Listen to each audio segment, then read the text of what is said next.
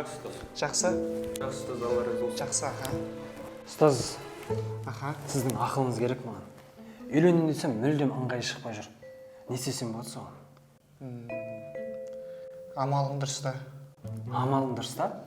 Ұстаз, сізге сұрақ қойсам ба? Иә, айта беріңіз. Амалың дұрыс та?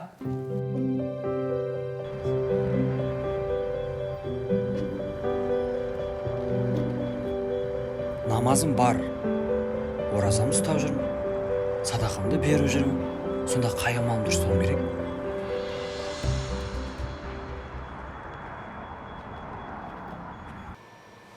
Амалың дұрыс та.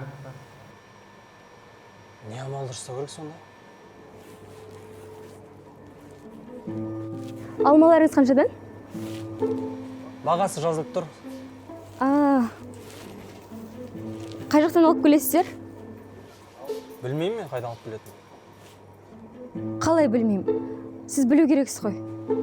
Мен хозяин емеспін, сатушымын жай ғана. Маған бәрібір дейсіз ғой.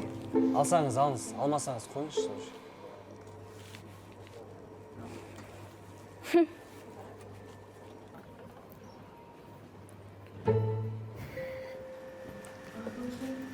Сүт бересіз бе? Сосын?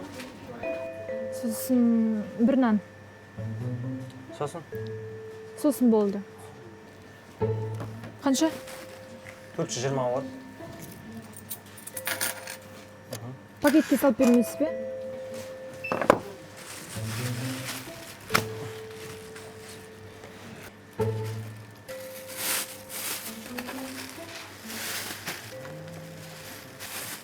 Клиентпен жұмыс жасау білмейді екенсіз.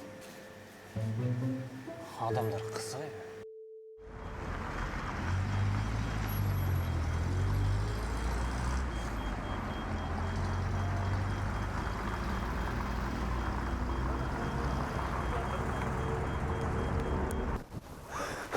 Ассалаумалейкум аға.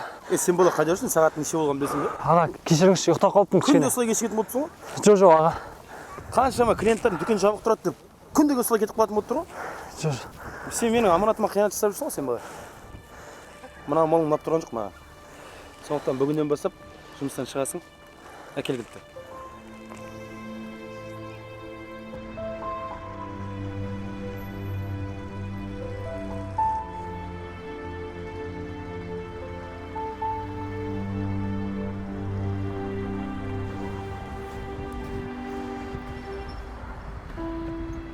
Ертеңнен бастап жұмысқа кірсеңдеші. Жақсы. Рахмет онда. Сау болыңыз.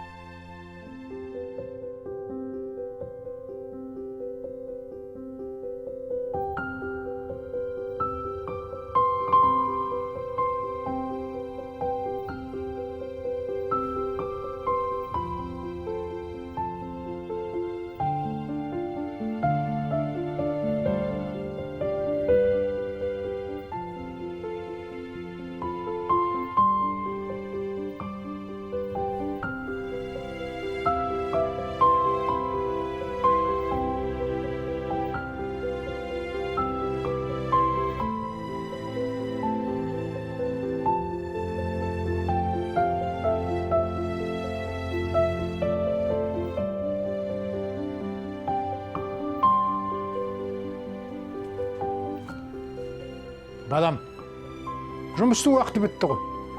Қазір мыларды реттеп қойын. Кейін шығам ғой ата, уайымдамаңыз. Саған дейін бұның бәрін мен өзім реттейтін едім. Шай болды. Сен реттеп жүрсің. Бірақ бұл сенің жұмысың емес қой. Ата, сіз бұл жұмысты маған аманат етіп тапсырдыңыз. Дүкеннің ішіндегі жағдайлармен клиенттерге өзім жауаптымын. Уайымдамаңыз. Жомарт, осы сен неге үйленбей жүрсің? Бір жақсы қыз болса үйленер едім, ата. Менің немерем бар. Немеремді аманатқа қиянат жасамайтын жігітке беремін деп өзіме өзім уәде еткем.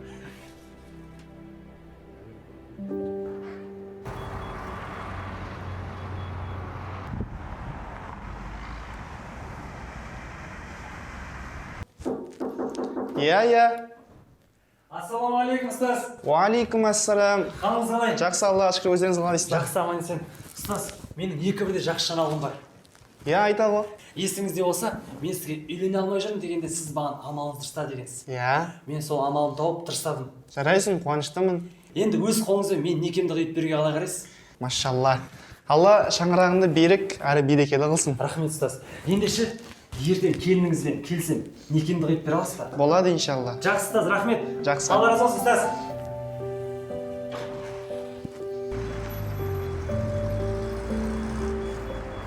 Ондай қатындарды жібере салу керек, талақ бере сал да. Ассалаумағалейкум. Ассалаумағалейкум, бауырым. Уалейкум ассалам. Есім Жомарт болады. Жаңа өтіп бара жатып екеуміздің әңгімелеріңізге құлақ шалып қалдым. Иә. Жаңа жігіттің айтқан сөзі ол нақты шешім емес. Шайтанның ең қатты ұнататын жағдайларының бірі ол күйеуінің әйеліне талақ салуы. Әйел ол үлкен аманат. Оны әкесі мен шешесі бағып, өсіріп, саған сеніп тапсырды. Оны қалай лақтыра саласың? Міне бауырым, әйел адам ол қисық қабырға секілді. Оны түзетем деп сындыра алмаңдар деген пайғамбарымыз. Жақсы, менің айтарым осы. Ассалаумағалейкум.